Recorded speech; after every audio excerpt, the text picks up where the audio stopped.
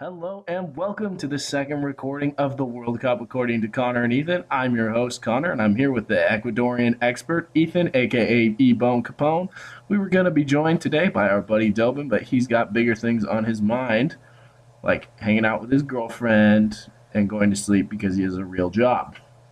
Anyway, Ethan and I are here, and we are going to preview today groups B, C, and D. It's getting towards crunch time, so we're going to get all of these done. We are going to talk about the team of the World Cup, made up of all players who didn't actually go to the World Cup and whether that team could win, and all sorts of other things. But first, let's talk about what we're drinking today.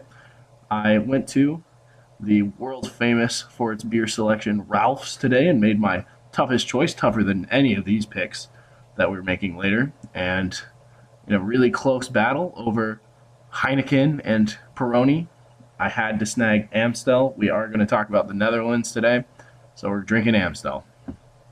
Should have got some Fosters or something. An Australian beer. You know, Foster's is Foster's not made in Australian Australia beer. anymore. I heard that they make it in Australia, but no one in Australia drinks it. They just export it. They don't It's even kinda weird. they don't even make it there anymore. So why it's not even Australian? No, it's not even Foster's Australian. I was at. What are you saying, mate?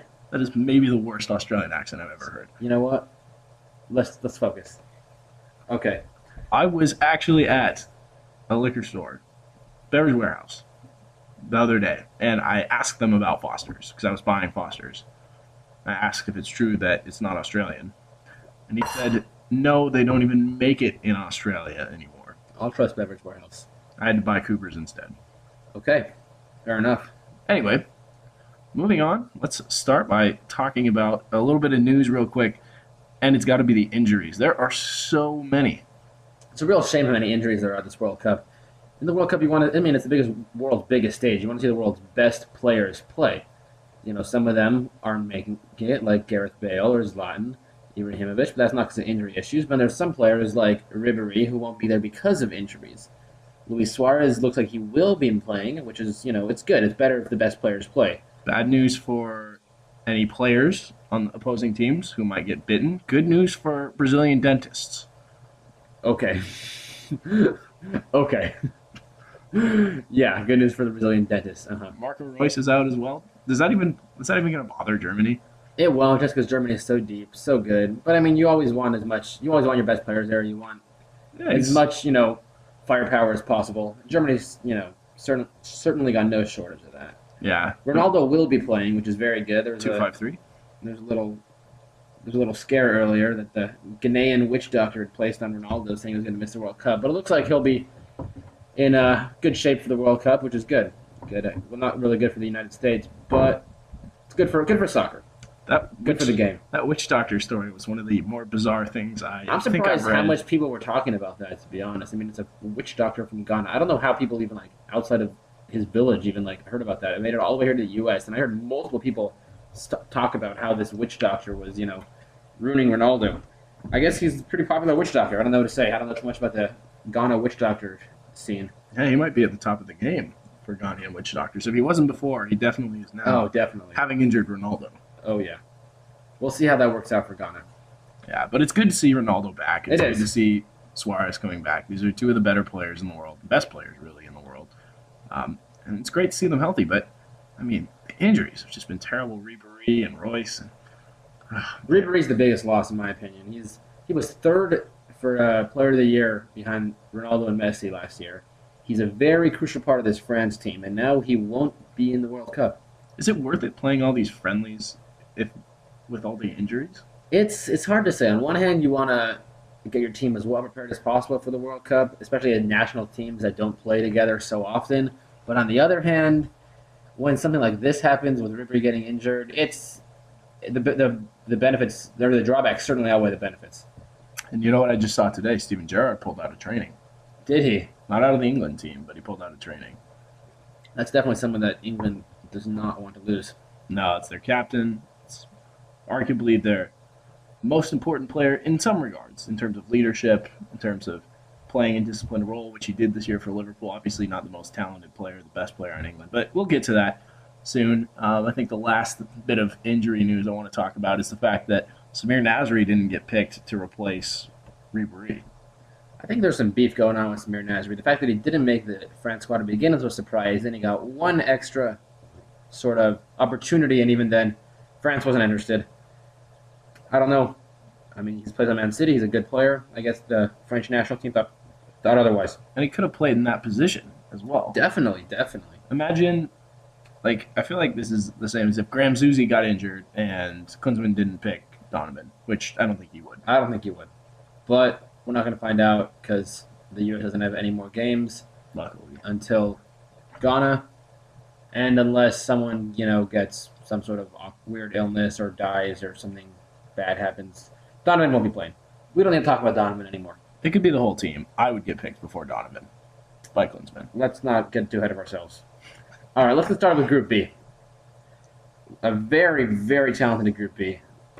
The defending world champions, the defending two-time European champions, Spain, the defending runners-up, the Netherlands, Chile, a very strong South American team that a lot of people think are going to be a dark horse in this tournament and have the potential to go far. And then you have the Aussies, who are I think the Aussies are just happy to be there. They're ranked 56th, which is the lowest of any team in the World Cup, coming out of the Asia region, even though they're not exactly in Asia, but as far as FIFA is concerned, they are. So, how's this group going to work out, Connor? Well, let's look at this. Let's go game by game. We've got these two European powerhouses, guys that we really know well, Spain and Netherlands, and they're playing on the second day of the World Cup. It is actually the third game of the World Cup, and it's the 2010 rematch. Most recent World Cup game played, Spain and the Netherlands. Now, last time when Spain and the Netherlands played, it was, I thought, an interesting game. By some other people's estimations, it was one of the worst games of soccer they've ever seen. The Netherlands, if we remember correctly, employed some Italian mafia tactics and fouled Spain repeatedly. In the end, the game had the most yellow cards of any World Cup match ever. Really? Had a red card, yeah, or at least World Cup final. I think World Cup match as well. Definitely World Cup final. I think there were 13 cards by the end of the game. There were a lot of cards. Almost Netherlands everyone was playing a little dirty. I do remember that. Netherlands could have easily won it too. I remember Robin had a few breakaways. I think 2 breakaways that Casillas came up huge for. If I remember right, I think the lasting image of that game was Nigel de Jong putting his foot all the way through. Was it Xabi Alonso?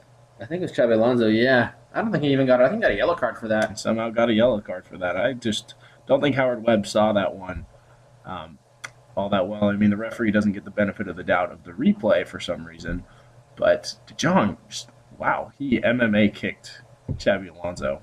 Something tells me there's going to be no love lost between these two old friends. As the Netherlands went 120 minutes last time, Netherlands was very close to winning their first World Cup, and it turned out that Spain won their first World Cup. And something tells me that these two teams, the Netherlands especially, are going to be looking for some revenge. The Netherlands will definitely be happy to see Spain, and they'll certainly have 2010 fresh on their mind. Even though it was 4 years ago, they surely haven't forgotten about how that ended for them. Yeah, and the trick with the Netherlands is that it's not exactly the same team. We saw their Euro 2012 meltdown where they bombed out of their group. They were expected to really challenge Germany for that top spot, maybe even be considered favorites over them. I don't think they even won. They didn't. They were in a group with Denmark, Portugal, and Germany. A very, very good group. And yeah, I think they lost all 3 games. I think so too. And the Netherlands attempted to move back towards a more positive, traditionally Dutch style total football type tactics, and it wasn't working for this group. So their new coaches switched them again. They're now playing a 5-3-2. It's a very defensive lineup. It's really packing the middle. And in the absence of Rafael van der Vaart, another injury casualty, and kind of weaker showing from Wesley Sneijder than we've seen recently, it's actually Robin Van Persie and Iron Robin up top. Those are their 2 best players, and they've got them on the attack. Everybody else is really kind of asked to sit back and defend.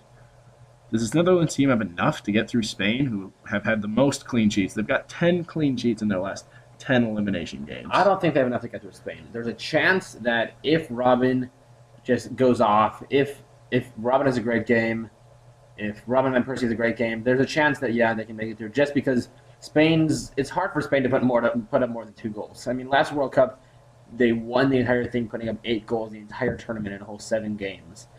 And they had 4 consecutive 1-0 wins. I don't think that they'll be able to shut out the Netherlands just because they're so good on offense. Sure, the Netherlands have a chance, but at the end of the game, at the end of the day, I think Spain will win. Maybe they'll tie. Wouldn't be surprised to see a 1-1 tie. Maybe a 2-1 Spain win. Yeah, I think Spain wins this one. That's the interesting thing that people really don't understand about Spain's possession styles. It's not an attacking style; it's a It defensive really isn't. style. You keep the ball, your opponent can't score on you, and that's really the idea behind the possession. It's not like they're out there racking up a ton of goals. I mean, it's impressive technique that they can keep the ball for so long, but it's really more of a defensive style. Now let's look at the second game, which is happening 2 hours after the first one. We've got Chile and Australia. Australia, I'm sorry, I'm really not going to spend a whole lot of time talking about Australia. Tim Cahill is the key player, their striker now. He used to be an attacking midfielder, and he's not doing a whole lot of damage in the MLS. I don't think Chile's going to be too worried about him. They've got good defensive players in the back. I think they'll be all right. They've got Garay, I believe, is that correct? Good eye. They've got Medell playing back there as well. It's a solid defensive team, but Chile is really an attacking unit. They are, and it's disappointing that Chile is in such a strong group. They're a team that could definitely, in other situations, could have easily made it to the quarterfinals, maybe even further. But they do have the home continent advantage. Can't underestimate the home continent advantage. But in a group with Spain and the Netherlands, I don't see Chile making it out. They should win their first game easily against Australia. Like you were saying, Australia really doesn't have too much going for them. Tim Cahill is their best player. Australia doesn't have too much going for them. Chile certainly does. I expect Chile to easily handle Australia, and then the game between Chile and the Netherlands should be a very good game. Even the game between Chile and Spain, you don't want to underestimate that. That could be a don't want to underestimate Spain or don't want to underestimate Chile. Excuse me. They could maybe get a point out of Spain. They play well defensively. I mean, Chile's a very attack heavy team. Maybe they can get I don't know. They're not going to win on possession, but Connor, I think Chile would have a chance against Spain. In Spain, actually, I would say yes. I do think they have a chance against Spain. If I remember correctly, Chile and Spain played against each other in the group stage World Cup 2010. They did, yes. And Chile did not take anything away from that game, but they gave Spain a real scare. They played them as well as any team, in my opinion. At least I know Spain actually lost a game during the group stage, but I think Chile gave them the best battle. That really attacking, pressing lineup that they play, the 3-1-3-3, that's not something, first of all, that teams are used to playing against. It puts a ton of pressure on them to really keep the ball in safe areas. It's going to be difficult for Spain to build from the back because, I mean, giving the ball away under all that pressure, which Chile is excellent at taking it away from teams, is disastrous against this team. I think Spain might have to attack more directly than they're used to. I think Chile can really put them in a difficult place, more difficult than they're used to. Do you think it's possible that Spain plays the Netherlands, maybe they tie them, play Chile, they tied them, and then they only get 5 points out of the entire group and maybe finish in second place, and the Netherlands beats Chile and Australia? I don't see Spain tying against the Netherlands. I'm not really worried by this Netherlands team. They're going to score, but they're going to get scored on too. They're not solid at the back. They play with a lot of guys defensively, but it doesn't mean that they play necessarily very well. I see the Netherlands actually crashing out in third place in this group. Oh, really? Yeah, I don't. I see Spain winning, Netherlands being second, and Chile being a very close third. I mean, the Netherlands are the runner-up. They're the runner-up of the World Cup. Granted, that was 4 years ago. They had a horrible showing in Euro 2012. But they breezed through qualifying, which is good, but it really isn't saying all that much. I don't think the Netherlands are going to leave this in the group stage. Another thing to watch, Spain actually has the most difficult schedule of these because they start with the Netherlands, then they go to Chile. Like you were saying, if they draw these two games, it could be tough running for Spain, but I'm going to give them the benefit of the doubt, despite how much I hate watching them. And I'm going to put them as the team that goes through first, Chile second. Netherlands, they're going to lose both games against Spain and Chile, so they're only going to beat Australia with 3 points. Australia, you've only got 0 points. Sorry. If Australia makes it out with the goals, I think they're looking for goals this tournament, not points. I can see Australia losing all three games and getting shut out in all three games. I mean, no offense to the Aussies, to the Socceroos, but I'm glad Australia's there. You know, they have good fans. Top player in this group? Top player in this group. I'm gonna go. I'm going with Arjen Robin. Arjen Robin. There's a time I would have said Xavi, but right now it's Arjen Robin. All right. What do you think? I think we all know what Robin does. He's cutting in off that left side. He's going to be playing as a right striker, which will be fun to see. He's not usually a striker. He's usually deployed out wide. So he'll get an even larger chance to He's attack. not a bad directly. striker in FIFA, though. If you haven't played with him as a striker in FIFA, I'd recommend it. His speed up top, it's filthy.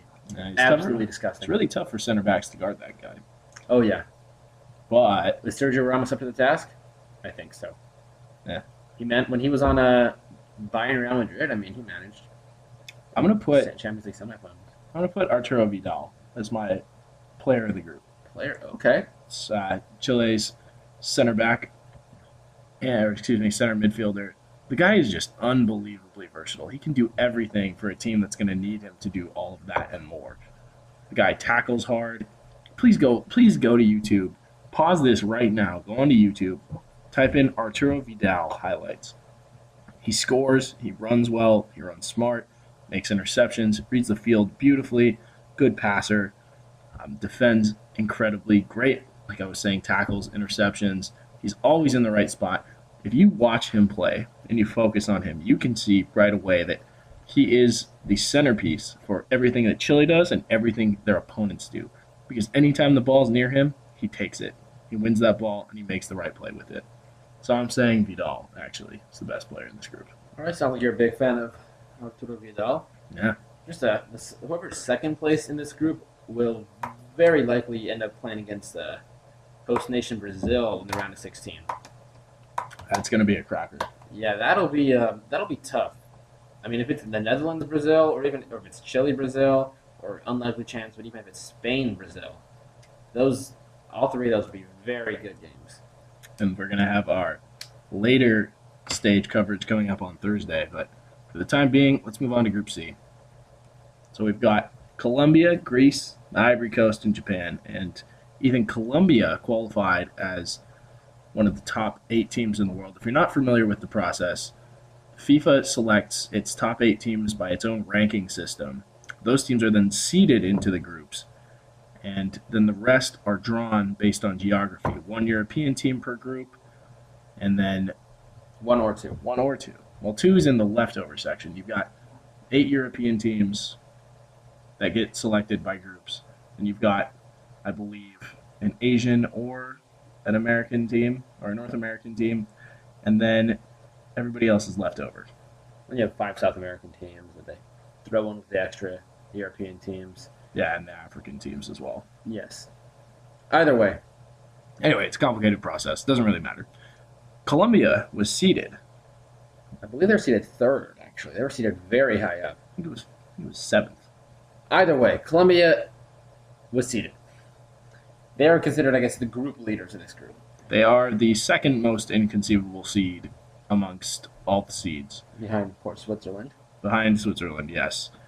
Colombia hasn't been in the World Cup since, 94? Yeah, since Escobar died. Really? Gosh. After that own goal against the United States. That was some ridiculous shit. If you're not familiar with that, it's a great 30 for 30 on it, but essentially, Colombian defender named Escobar, who scored an own goal on Colombia playing against the United States in the 1994 World Cup. 10 days later, he was found shot dead outside of a nightclub. Apparently, the man who shot him was a pretty big Colombia fan. This was at the height of the Colombian drug era. Things aren't quite as bad now, as I understand. I haven't been to Colombia, but I hear they're not quite so bad. But anyway, a lot of hope around this Colombia team, and they are in what is our first of the 2 what the fuck groups. We really don't know what's going on with these groups, this one in particular. It's just a mess. Anybody can qualify. Anybody can finish last, first. I have no idea what's going on with this group. It's not a group of death. We have three of those. Group B, which we just talked about, is the first of those. But this is a major what the fuck. I really like this group. Personally, you have 4 teams that are all, I consider them pretty even with each other. You have 4 teams from 4 different continents, and they could all do damage. I think there's a possibility that they all could make it to the quarterfinals, but there's a possibility that they could all lose in the first round. I mean, it's a very interesting group, very fun group. It's the fact that nothing's really predictable is why I like it so much, especially with a Falcao injury, which makes Colombia. I mean, they're still good, but it makes them, I guess, worse than they are if they have him. They're vulnerable. Exactly. Japan's good. Greece is good. Ivory Coast is good. I mean, people have been talking about Ivory Coast for the last 3 World Cups. And, I mean, they really have it. The last 2 World Cups, Ivory Coast has been in the group of death. Last time they were with Portugal, Brazil, and North Korea, and I mean that was a group of death in 2010. I mean that group of death has nothing on the group of deaths we have this year. But either way, I mean Portugal and Brazil, 2 powerhouses. Ivory Coast didn't make it out. North Korea almost made it a literal group of death. Yeah. Either way, North Korea is watching from home or watching from the labor camps. We're sorry if we have any North Korean listeners. Which would be very impressive if we did. Very impressive. Very impressive. Good English as well, if you're listening to this. So there's 3 really fun teams as well in this group. Like, it's not just like they're evenly matched. It's like these teams are going to attack, and it's going to be great games to watch, except for the one stick in the mud, Greece, which, if you listen to the last podcast, is my 3rd least favorite team in this World Cup. But Colombia is going to go out and attack even without Falcao. That's where their strengths lie. They have Jackson Martinez up top. He's a great goal scorer. And a lot of other good players as well. Ivory Coast, I think everybody knows a little bit about the Ivory Coast. They've got, Solomon Kalou, got Doumbia. They have Yaya Toure. They've got some other solid attacking center midfielders. They have this guy you might have heard of, this new up-and-comer named Didier Drogba. New up-and-comer. He's about 36. He's new on the scene. Used to play for some blue team in London. This team is built for goals. And then there's Japan, who, if you've ever watched Japan, they're one of the most exciting teams to see play. Very creative team. Quick passing, short passing movements. They've got Honda, who's unbelievable. First of all, great last name. So like, it's just... You drive a Toyota. What are you saying, great last name? Hey, man. It is a great last name. It's familiar to the American public. Okay. And watching him play, he rips He's these a great player. absurd free kicks. I remember watching him in 2010, and he was one of my favorite players to watch just because he was so creative with the ball. He scored some saucy free kicks. Just for AC Milan right now. I got to shout out my homie B-Ball right now. I remember we were watching Champions League. This is back when we were in high school. This is before the World Cup even, and we were watching some Russian team. They had some guy named Honda who's ripping these long-range shots. We're like, who is this guy? And it's Kasiki Honda. I think we're all a fan of the long-range shot here. Really, adds an extra element to the game. I know you're a fan of those in FIFA. Oh, I love the long-range shots. And Japan is great fun to watch. This is a team that's, oh man, I'm a really big fan of this Japanese team. Ivory Coast, I love as well. I'm a big Drogba fan. This Colombia team, I would love to see them do well, especially after the tragedy that happened the last time they were in the World Cup. You wouldn't want to see them not do well. Yeah, I mean, that's not the point. Like, I guess that's like a side effect of it. You don't really want to see that happen. But of course not. But I mean, I hope they do well for Falcao. Falcao was actually offered a spot, by the way, on his team and turned it down because he didn't want to take it away from somebody else who was going to be healthy. So very noble of him. Very noble. These 4 teams, this thing that I love about the World Cup, these 4 teams have never played against each other. Not a single one of them has played against another one. That's great. That is. Isn't that one of the things you just love about the World Cup is that you got 4 countries from 4 very different places, 4 very different, cultures, different everything, 4 different styles of soccer, and then you put them all in the group and they all play each other. This group is everything you have to love about world football. It really is. You have a South American team, a European team, an Asian team, and an African team. All with 4 good teams, all 4 teams that can go far, 4 teams that can really do work, and all the games should be good games. So let's look at this breakdown. Colombia and Greece play first. I'm not as high on Greece as you are. I don't think. I'm pretty down on Greece. You are very down on Greece. I mean, not just even to watch. I just don't think they're a particularly good side. I don't think they stand any chance. I think they, at best, are a team that gets 2 draws in this group. At best gets 2 draws. Okay. They play a very defensive style, which is a little bit boring, but, maybe they get a good counterattack goal. They could win some games. I think of the four teams, they might be the worst of the four. But then again, I feel that all these teams are so evenly matched, they could maybe win the group. I don't think they will, but you never know. I really hope they don't. They made it out of the group I remember watching the Euros. They made it out of the group. I think they gave Germany a run for their money in the second round, or in the quarterfinals of the Euro 2012. That's the problem. This Greece team always makes it out of the group. How do they make it out They of the won group? the Euros 04. Granted, that was 10 years ago, but like they just do it. No one really knows They how. just do. They just do. You can never count them out. They just do it. I'm counting them out. I'm going to say they're losing this first match to Colombia. On the other side, got the Ivory Coast, a.k.a. Cote d'Ivoire, Cote d'Ivoire. against Japan, and that is going to be entertaining. That'll be a very good game. Who do you like in that one? I don't know.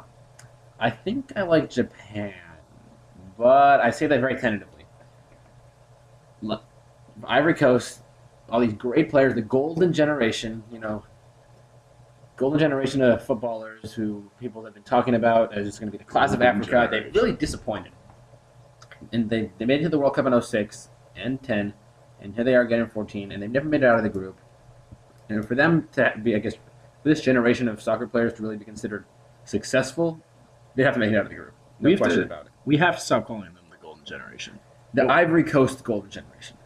It wasn't golden, though. They didn't win anything. Not yet. They still have this World Cup. This is their last chance. They didn't even win African They Cups. never even won the African Cups, and I think that happens every year.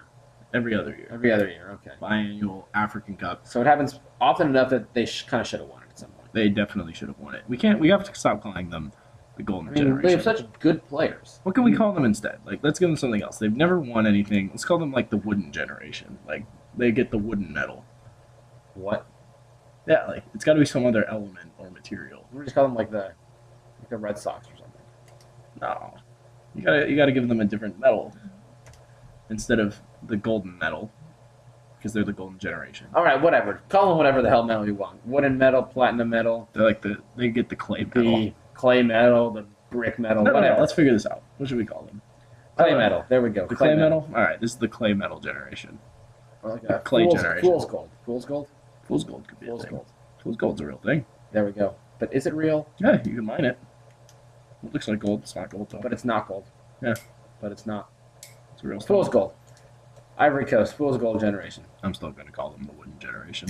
Either way, they played Japan in the first round. I think Japan's going to win. But at the same time, Ivory Coast could win. You never know. I have high hopes for You this never know. match. I'm I do. saying I think it's going to be a really good match. Mark your calendars. 3-2 Japan. I would love to see that. Maybe Didier Drogba scores two absolute bangers. Honda scores a saucy free kick. It's just a great game. Great game. Couple dirty assists by Kagawa. Why not? Yeah, I mean, Japan just had a 4-2 thriller over Zambia, and Ivory Coast is going to do more damage than that, and also put up more resistance. So we could see a 3-2 there. Moving on beyond that. After that, we've got Ivory Coast, Colombia, and then Japan plays Greece. All the games are so hard to predict. So hard to predict. I mean, you got to give Colombia some credit for being on their own continent. Definitely don't count that out. It's hard to say. Hard to say. Now, the trick with this is that there's a lot of hype about this whole playing on their own continent thing for South American teams. There is. But let's talk about this. There's only one continent that doesn't get hot, and that's the one with most of the soccer media. So we read a lot of European soccer media, especially British stuff, because that's who's talking about it, and that's in the language that we read. Teams from Africa, teams from Asia, even teams from North America are used to playing in really hot temperatures. It's not going to be that big a deal, and it's not like they're playing in Bolivia or Ecuador, where the elevation plays a huge factor as well. That's true. That's especially goes for the African teams, where they're used to playing in a hotter climate. As Brazil, especially up in the northern parts of Brazil, and this, up in Manaus, Fortaleza, Brasilia, Natal, Recife, where it's real hot and humid, especially Manaus, because Manaus is not on the coast. So any game in Manaus is a big weather factor. Like the Colombia Ivory Coast game is in Brasilia. And that's definitely inland. There's definitely going to be a humidity factor. But Colombia, I mean, they're in a similar, part of the globe as Brazil. Ivory Coast, Africa, similar climate as Brazil. I think the climate's really only going to come into effect when a European team is playing, where it'll have a negative effect on the European team. But with this group, I don't know how much the climate's going to come into effect. I guess Greece, Greece is a very nice Mediterranean climate. If they Yeah. play in the humidity, that could really screw them over. But even Greece is a lot warmer than, say, like England or Oh, yeah. Netherlands or Oh, yeah. somewhere farther north. Like Russia. Yeah, actually, yeah, Russia playing in the heat could really, really, really hurt them. They're used to, sub-zero. Yeah, well, anyway, I don't think so, especially with this group. It's not really going to make that big a difference. I see Japan beating Greece or going through a terrible, horrendous draw, 0-0 with Greece. And Ivory Coast, Colombia. It's hard to predict, right? I think Ivory Coast. Something I'm really, I don't know what it is, but I think Ivory Coast is going to come out of this group. Maybe it's just, the full goals generation time. I feel like it's Ivory Coast just do a knockout round. Like, it just has to happen. They need to make it to the knockout round at some point. They do. They deserve it. They deserve it. They really do. Drogba deserves it. Why do they deserve it? Because they got group of death in 2010. I don't remember what happened in 06, but the fact that they made it there and came out empty-handed. But if you keep losing, does that really mean you deserve it? They have good players. Do the Pacers deserve an NBA championship? Yeah. You were just in the Midwest. Were they talking about the Pacers? No, it was in Kansas, not in Indiana. That's the Midwest. Okay. I want to see Africa come out of this group. I like it when teams from Africa and Asia make it, into the knockout rounds, because it doesn't always happen. Then, lastly, we're going to have Ivory Coast, Greece, Japan, Colombia. For me, Ivory Coast, with Drogba, has the size to break down a very defensive team in Greece.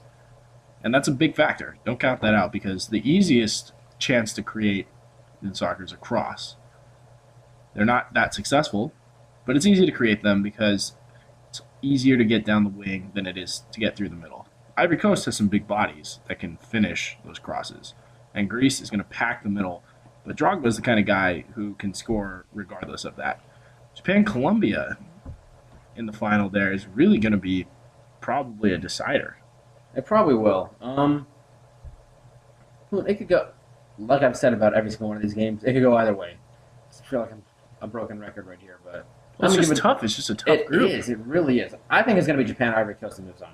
I think Colombia's going to suffer from not having Falcao. They'll put up a fight, but at the end of the day, I think it's going to be Japan, Ivory Coast. Colombia's going to be disappointed. I'm totally with you on this one. If anybody from the seeded teams is not qualifying, it's Colombia. Japan, I think, goes through top with as many as 7 points. Ivory Coast comes through second. All right. I can definitely see it happening. And lastly, we've got the second group of death, Group D. All right, let's talk about this. We've got Uruguay, a semifinalist.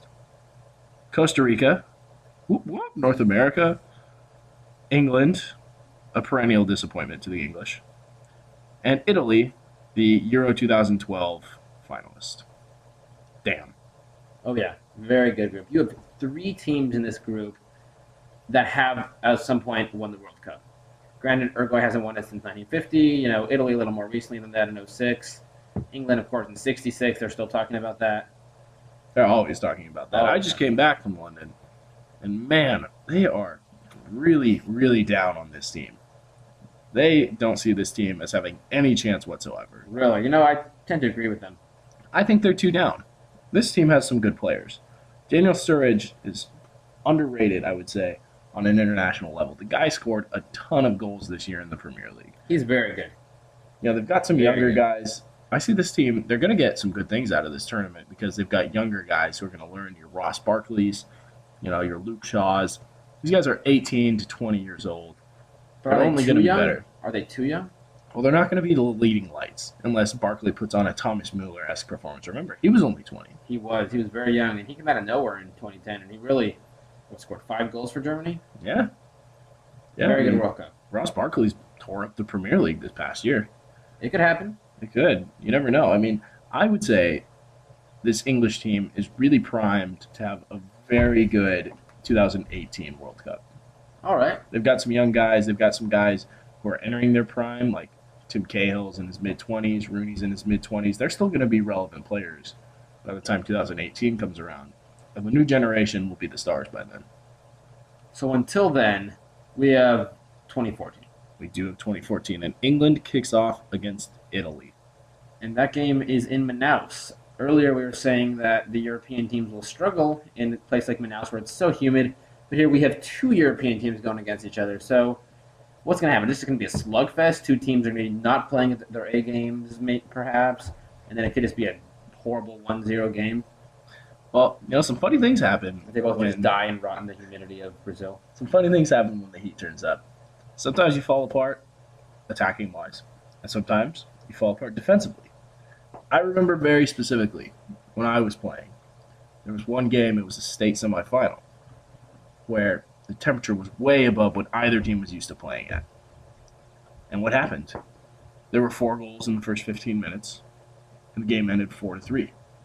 I'm not saying England-Italy is going to be 4-3, because that sounds ridiculous. But I'm not going to say either that it's going to be a sloppy game in terms of the eventual goal scoring. It could be sloppy defending in this game. It's not necessarily super likely with Italy, but it could be. And these two teams have just finished up relatively cold domestic seasons. Most of their players are coming out of their domestic leagues. In fact, most of the players in the World Cup are coming out of the Premier League. They are the most represented league in the world for the World Cup. But I don't know. This will be a fun one. I don't know how this is going to turn out. You know what I'm looking forward to in this group? Mario Balotelli. Mario Balotelli is the kind of player, he has the ability to just grab it by the horns and just absolutely run it. He can just absolutely take control of the game. Or he could just, basically get a red card in the second minute and be a tumor for his team. He's the wild card of the tournament. He is. I could see him, scoring more goals than anyone else in this tournament. Or I could see him scoring more red cards than goals and just being a disappointment to Italy. Can we always call red cards being scored? Like No. I scored a red card that I game? scored a red card. In this case, we can. When it's Mario, we can. You know what I just realized? We didn't do a player of the group for Group C. We did not. We'll do that at the end. Anyway, let's talk about this. So, one of these teams, it has to not make it, probably, which is wild. I'm going to say this is probably the deciding game, too. Italy, England, I agree. Yes, I agree. I think Uruguay's going to move through. I'm pretty solid on Uruguay. I think Italy might win the group. Really? Yes. I liked Italy's performance in Euros 2012. They beat Germany in the semifinals with Mario Balotelli scoring 2 goals that game. Like I said, wild card right there.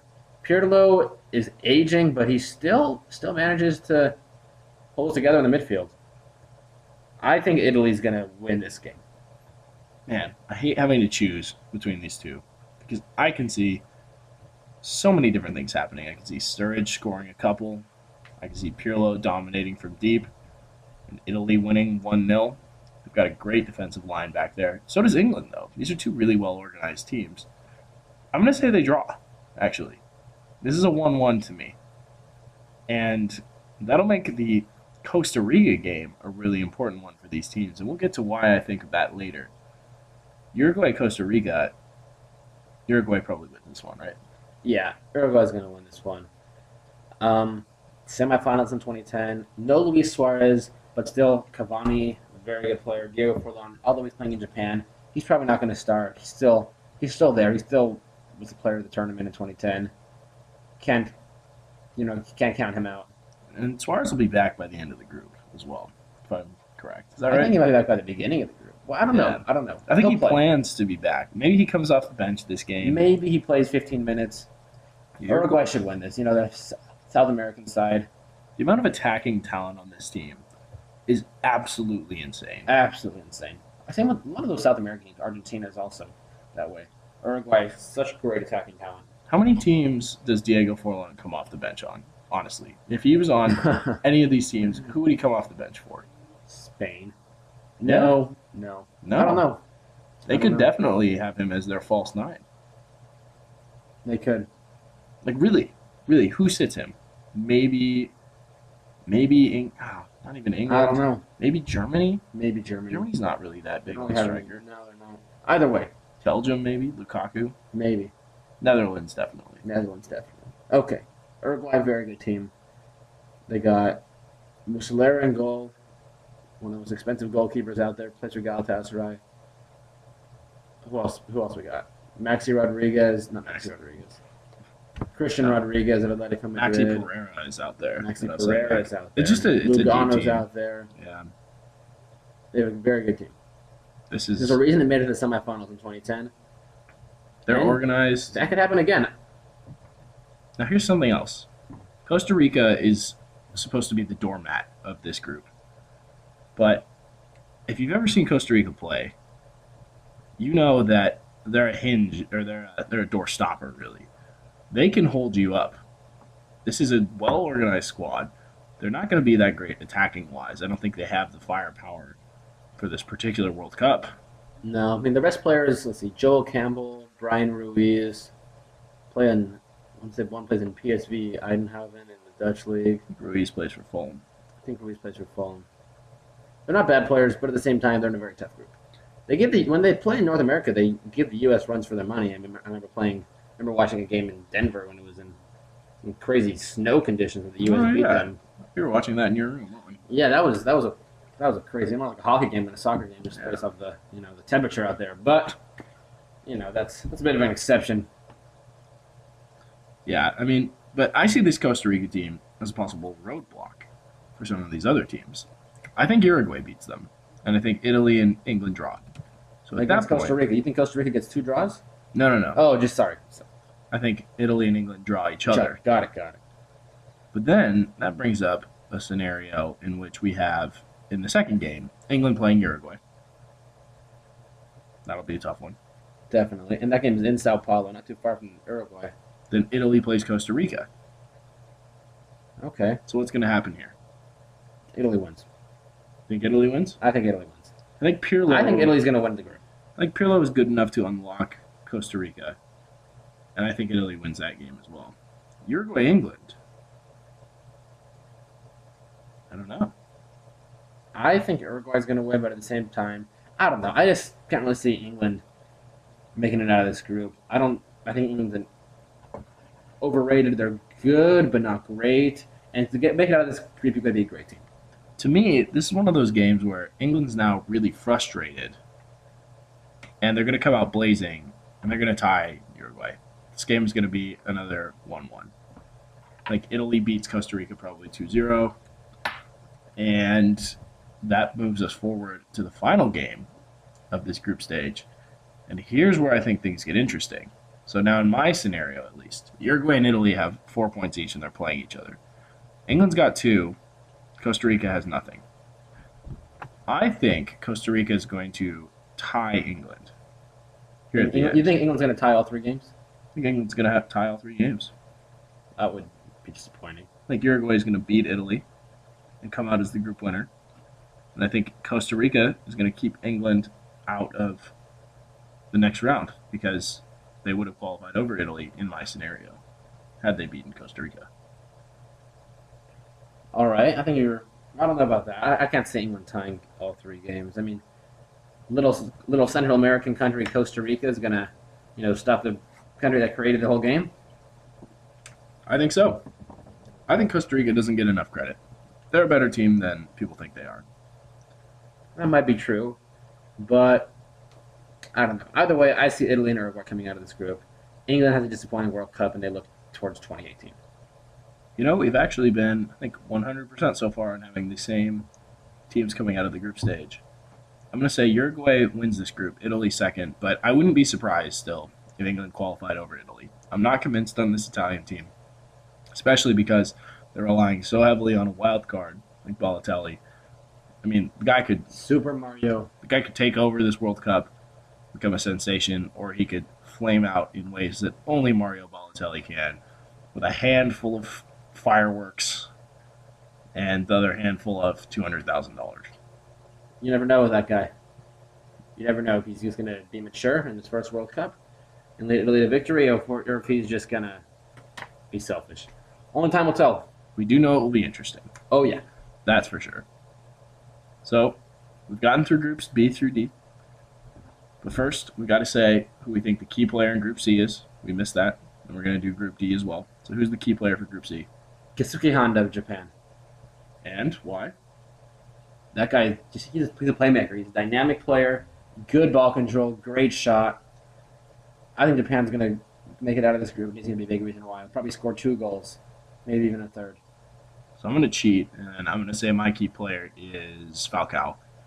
And he's the key player because without him, Colombia's not going through. Out of the active players, I'm going to ride with Drogba, actually. Drogba's ability to maintain his usual standard of finishing is going to be the deciding factor as to whether or not the Ivory Coast can get through. I'm banking on him doing it, but if he doesn't show up, if Drogba isn't automatic in front of goal when he gets a good chance, they're not going to beat Greece because Greece is going to pack the center. And they can't beat Colombia either if he's not scoring goals. Colombia qualifies if Drogba's not scoring goals. I think he's the key player for this group. He'll swing it. Okay. As for Group D, I think I can guess who you're going to say key player for this one is. Mario. I'm going to say it's Mario. I think it's Mario, but at the same time, We already talked about Mario. Give me somebody else. Who else is a key player? Steven Gerrard. Really? Yeah. Think if he's injured? Or- No. Actually, no. I take it back. Not Steven Gerrard. Sturridge. Sturridge is the key player. No, why is that? We said it earlier. He's underrated. Very good season with Liverpool. If he's scoring, if he's working with Rooney, I mean, Rooney's the main. When you think of the England attack, you think of Wayne Rooney. Mm-hmm. If teams are putting too much pressure or too much covering Rooney too much and leave Sturridge open, he will punish them and he will score, and that could be a game changer, especially with all those draws that you're predicting. One mistake, putting too much defense on Rooney and then leaving Sturridge open. It's the difference between a 1 point and 3 points. Sturridge. If not Balotelli, Sturridge. And Sturridge is really going to make or break his reputation here. I agree. His first World Cup, a lot of people don't know who he is. I mean, a lot of people do know who he is, obviously, but a lot of people, I guess, don't. Unless you follow Liverpool, unless you follow, the EPL, you don't really know who Sturridge is. Maybe you've heard of the name, but this World Cup could be his time to really shine. Well, it seems like there's just a certain validation, and it's sad that it's this way, but there's a really big validation and emphasis on, how much money your team paid for you. So if you're a big name transfer, then you've made it. And that's how people really recognize you. It's harder to recognize homegrown players. And Sturridge isn't homegrown at Liverpool. He grew up playing for Chelsea. But he was okay for Chelsea. He was like a squad player. But then he's now in Liverpool. Liverpool finished second. They almost won the league. And Sturridge was the second leading scorer on the team. I think second in the league, either him or Aguero. But he's only got one other way, unless he gets transferred to another big team. There's only one other way for him to really make his name, which is do well in the World Cup. He's seen as a guy who can score goals and really not play particularly well in terms of other facets of his game. He is fast, but he's not the complete forward the way Luis Suarez is. And by the way, that's who I'm taking as my player of this group. Luis Suarez is the best player in this group, so it's maybe cheating for me to choose him, but the guy's health really can swing this. Uruguay might not make it out of here. You really don't know because there are 3 such good teams, and there's so many little factors that are going to decide it. Does Balotelli show up?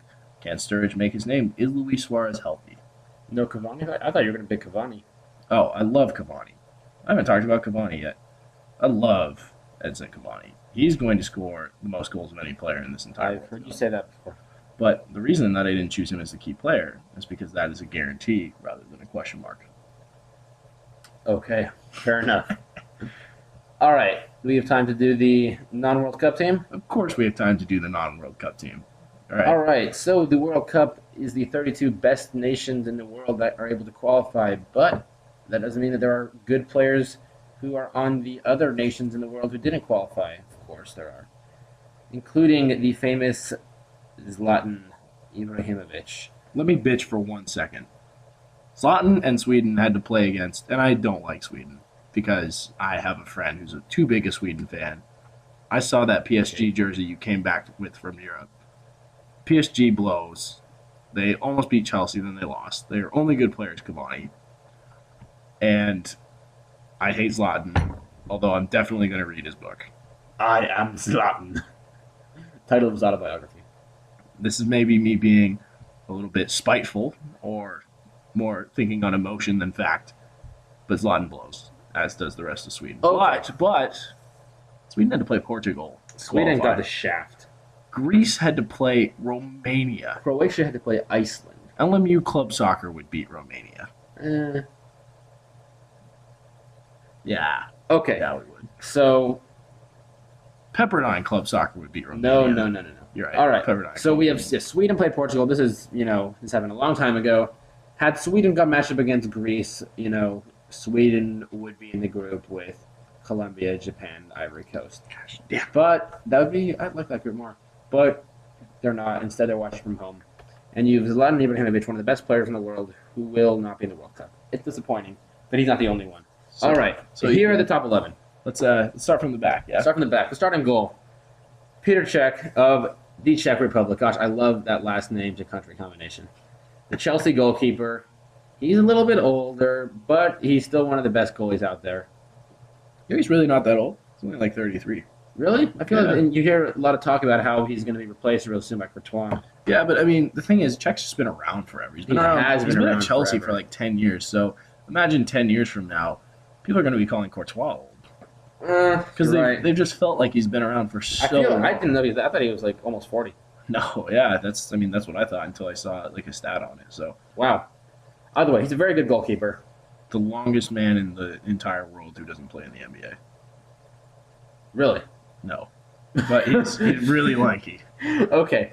Yeah, I remember watching him in Chelsea's final against Bayern a few years ago for the Champions League final. Him saving that clutch penalty kick in extra time on Arjen Robben. He was very good in that game. He was a big reason why Chelsea won. All right, defensive line. By the way, for those of you formation freaks like me, we are playing a 4-1-1, 2-1-1 with two center midfielders playing front and back. That's the 1-1, so I really could have said two. Two wide players, and then a second striker playing off of the guy all the way up top. All right. Who do we have at left back? Left back, we have Alba of Bayern Munich and of Austria. That's too bad that Alba plays for Austria. He's never, ever going to be in the World Cup. You know his parents are North American as well? North American? Yeah. American or like Canadian or? You know, I'm having trouble remembering which team. I think it was either like Honduras or Costa Rica, maybe Panama. It's really random. It is really random. And when we do our all-continent teams, which we'll do in the next few days, it would have been great to have Alaba as North America's left back. Alas, he's not. Really good player, though. Very good going forward. Solid defensively. Very good in terms of anticipating where a pass is going to go and intercepting it. I mean, he played in Bayern Munich, one of the better teams in the world. And he will be watching this World Cup from his couch.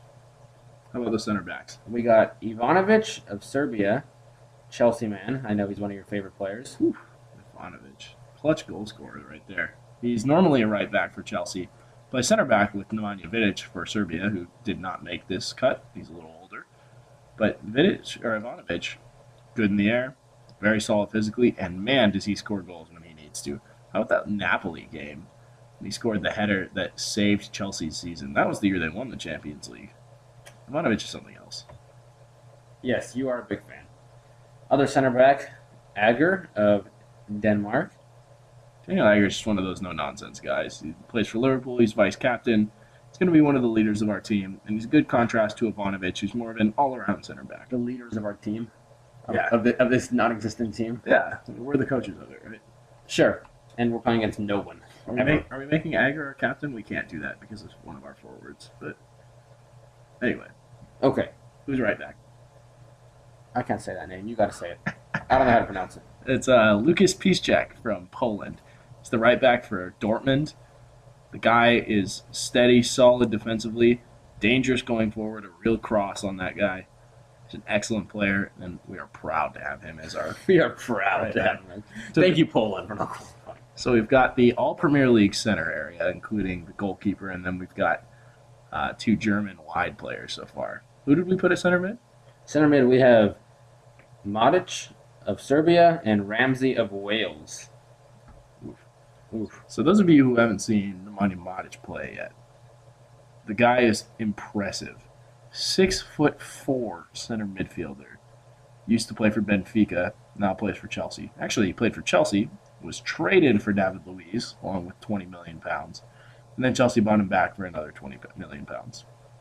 Good business. 3 Chelsea players on this team already? Gosh. Well, Chelsea's defense is top in the Premier League. Fair Anyway, Modic is unbelievable in the air. He's 6'4", he's huge. Like, surprisingly mobile. Good defensively. Obviously, he's a big dude. But really has a nice passing touch, makes smart passes, and can score goals. Ramsey, on the other hand, is our more creative player. Plays in that Arsenal system, which encourages a lot of ball movement and short passing. And he is going to be a good fit with Modic, I think. He is. I like Ramsey's style of play. Like you said, very good ball movement. I saw him play a couple times last semester. And I like watching Arsenal play in general, but Ramsey's a good player. It's a shame that Wales isn't going to be in the World Cup. But you could say that about any one of these teams. Either way, we have our creator and our destroyer in the center of midfield. Let's see. And then the left wing, we have none other than the most expensive player in the world out of Wales, the Real Madrid man, Gareth Bale. Is he on the world or in the world? On the world. Or on the world? You said on the world. Most expensive player on the world. All right, Gareth Bale. In the world. He's something else. He's very good. He started the season at Real Madrid a little slow, but he picked up towards the end, and gosh, I heard he's a little bit fast. He's something else. That guy is unbelievable. I think He's just what's he like? What is he bad at? Losing. He's bad at losing. He's just the man. Headers. Is he bad at headers? I know He's not great at headers. He is very good, and he might be the best player in the world not going to the World Cup. Him and Zlatan could argue about that. Don't give away who our forward is. That's supposed to be a surprise. Okay, so Bale is Wales. I don't know what the population of Wales is, but they're probably never going to make it to the World Cup. 2018, probably not going to make it. 2022, we'll see. Either way, that's left wing. Right wing, we have Turan, Turkey man, plays for Atletico Madrid. A very good season with Atletico Madrid this year. He's a big part of their La Liga title and their Champions League runner-up title, if you really want to call it a title. But from Turkey, also not in the World Cup. He's crafty. He's really crafty. He is. He's good. He's young, too. Yeah. Like most of Atletico Madrid. And most of this team. Or a few of this team, at least. At least, yeah. That was all right. I was wrong about that. Our team's actually pretty normally aged. Okay. Who's up top? Lewandowski playing behind the main striker, who we'll get to in a moment. Robert Lewandowski, Borussia Dortmund, and Poland. It's a pretty obvious choice for the non-World Cup team. Scores from everywhere. He scores from everywhere. He's just a goal scorer. Physically impressive. He wins balls in the air. He's fast. He does it all up there. And who else is there? And this other guy, Zlatan Ibrahimovic, author of I Am Zlatan. That might be definitely his most impressive accolade. Yeah, definitely. Yeah, PSG man, the Swede. After Sweden didn't make it to the World Cup, I considered just not even going, not even watching a single game. After I knew Zlatan wasn't going to be there. Isn't that what he said? Didn't after Portugal beat Sweden, he said it's not even going to be. He's not going to watch the World Cup, or it's not going to be worth watching the World Cup because he's not going to be playing. Yeah, Zlatan's pretty good at those. Would you agree with that statement that the World Cup we shouldn't even be talking about this right now just because Zlatan's not going to be there? Yeah, probably not. Yeah. Could you imagine if Zlatan was coached by Mourinho? Oh boy. I don't know what happened. I think just the world as we know would just cease to exist. We got pretty lucky. I wish, if only, I know you were pretty happy about this, but if only that Eto'o Ibrahimovic transfer never happened, then we really could have seen Mourinho and Ibrahimovic go at it. Well, some things we'll never know. Well said. So we took our team really from 4 leagues. We didn't include and he went outside of France, Spain, Germany, England. Obviously not on purpose, but it just goes to show you again that only a few leagues really dominate who's playing in the World Cup. Anyway, we've got one last thing before we go, and that is Connor's favorite teams, or the ideal of my ideal World Cup winners. Last time we did my bottom four, which was Russia, Spain, Greece, and Mexico, for reasons that you can hear on last podcast if you really want to listen. I'm going to go through 10 of them right now because we only have a few World Cups left before we get to the actual World Cup starting on Friday. So let's start with number 28, on Thursday. Brazil playing Croatia, right? Yep. So first, in number 28's place, I have Ghana. This is a pretty obvious one if you're a Team USA fan. And here's the problem with this. I was really debating between Ghana and Mexico. And the two, I would say, big rivals for the U.S. because we keep playing Ghana in the World Cup. Mexico, obviously, is our neighbor to the south, and they beat us all the time, it seems like. So I'd love to see us beat them. But Ghana always eliminates Team USA. Problem is they're fun to watch, but I really don't want to see them do well because I'm so tired of them knocking us out.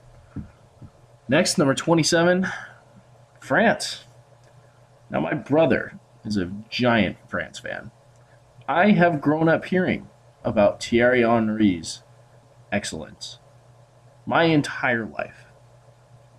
I have to say, the French meltdown in the 2010 World Cup was one of the highlights of my entire life. It was so good seeing them totally fall apart after they almost won the World Cup in 2006. And I really hope it happens again. What do you think, Ethan? Some harsh words, Connor. Well, we're at the bottom of my list. I mean, I suppose, but gosh, if I didn't know any better, I thought you really didn't like your brother, or you really didn't like Thierry Henry. Oh, I love my brother. I just don't like that he likes France. I mean, he should like a more respectable team, like one we'll get to later. Okay, I think I know what you have in mind already. But, all right, moving forward. 26 on my list, Portugal. Now, I'm not so down on the majority of Portugal's team. I like Nani. One of my favorite players in the world is Pepe. I love the fact that he can't control his emotions whatsoever. Can't pass. What the hell? You love that he can't control his emotions? He's great. He's so entertaining. He's so much fun. You never know what he's going to do. And him and Balotelli in one room, imagine it. Oh, man. They should play on the same team. Coached by Mourinho with Zlatan as well. Can we do an all combustible team? An all combustible team. Like the team that would be most likely to self-implode? Yeah, to self-implode. Maybe next time. Anyway, Pepe is great. He's such a good defender, but then he can't do anything else on the field. He can stop you from scoring and probably destroy you as well. Like maybe cut your head off, or I'm not really sure. He does some wild stuff. Probably step on your foot, but he's going to draw blood. The problem with Portugal is, first of all, I don't like Ronaldo. I know. I'm giving you a second to breathe. I don't like Ronaldo. He's a prima donna. He has grown up some from when he was younger, but every sports needs its enemies, and Ronaldo is mine. Really don't like the guy. So arrogant. He's no Messi. And if Portugal wins the World Cup, it's going to be all about Ronaldo. That's all we're going to hear about. Journalists and fans alike will ignore the key contributions that Pepe puts in for his team winning and only focus on Cristiano. I really don't want them to win. On a separate note, would Eddie Johnson be on this all-combustible team? Of course Eddie Johnson would be on this all-combustible team, and we'll talk about that when we get to Team USA, about my infamous Twitter feud with Eddie Johnson. All right. As far as Portugal goes, I don't really have as much issue with Ronaldo. Yeah, he kind of used to be a bit more of a bitch back in the day, but he's really matured. I think going to Madrid was a good move for him. And, as someone who spent a couple months in Madrid, I don't want to say that I like him, but I've definitely grown more to Ronaldo. And, yeah, look, he just won the Champions League. For him to follow that up with a World Cup win would be I'd call it a respectable year. And he won the Player of the Year award, so really, it's like a triple crown. What would Ronaldo say if he heard me saying this? I don't know. He probably just You tell me I was jealous because I don't have as much sex as him. That's probably it. He said that to his haters once. I do remember when he said that, and you know what? He's probably right. Yeah, he's definitely on the all combustible team, right? Debatable. Debatable. All right, next up, I believe we are at number 25, Algeria. I don't have a whole lot to say about Algeria. We're getting towards kind of my neutral zone where I just don't really care that much. But one of the greatest moments in USA soccer involved Algeria. All right, Landon Donovan's finest moment was a goal against Algeria. That alone, the fact that Algeria exists because of that, you should like him. I don't like the fact that they kept out Egypt in the 2010 World Cup because I thought Egypt was a good team. Egypt is a good team. They are. Rob Bradley was unfortunate to run into Ghana again. Very unfortunate. As he did in the World Cup when he was coaching Team USA. But Ghana's just always shafting the U.S. in every way possible. Every way possible. Even people who aren't fans of the U.S. anymore. Not a big fan of Algeria. They're not particularly interesting to watch. They're not very talented. It's one of my lower teams on this scale here. Number 24, Ecuador. Okay, what the fuck? I feel like you just put Ecuador number 24 just to piss me off. That's definitely a big part of it. Ecuador's probably number 2 on my list. That's great. This is my list, though. Ecuador, another team that's really dull to watch. Not a whole lot of attacking firepower. Not really that great defensively either. They're just going to try and slither through. They're really only qualified because they play in a great spot in their home arena. Has got a crazy elevation that none of the other teams can play at. They actually didn't win any games outside of their home matches during qualification, I believe. I think that is true. Ooh. So hopefully they will continue that trend and crash out extremely quickly during the World Cup 2014. So I don't have to listen to Ethan talking shit about how excellent Ecuador is. Next up, we have Italy. Why do I not like the Italian team? Well, first of all, the rampant support by the Italian fans is sometimes overwhelming to me. My father particularly doesn't like the Italian team, so I grew up with that in my house. I'm not sure why. I think there's some sort of perceived rivalry with Ireland there. They tend to be drawn in the same groups almost always for European qualification. And I'm not necessarily sure I'm over the 2006 World Cup, which was an ugly moment for the great Zinedine Zidane's career. Whatever Marco Materazzi said to him has forever tarnished the Italian team. For me, the only reason they're not lower is because I see them as a potential thorn in the side of Spain, who is even lower on this list. So I may have to root for them to win in order to see them defeat Spain. That's stupid. This is, the deeper you go on this list, the worse it gets. You just stop now. Speaking of which, number 22, Cameroon. I don't want to see Cameroon win either, for more Ethan-related reasons. You'd love to see Cameroon win. You'd love to see a random team from Africa win the World Cup. Sammy Eto'o had some huge beef with Chelsea. He just played there for a season. He's been calling Jose Mourinho a puppet lately. Got a ride with Jose, who's actually going to be a Yahoo soccer analyst during the World Cup. Cameroon, otherwise relatively untalented in other places. Maybe they'll play a little bit of exciting soccer, but not really repping for Cameroon too hard. Whatever. 21st, I've got Iran.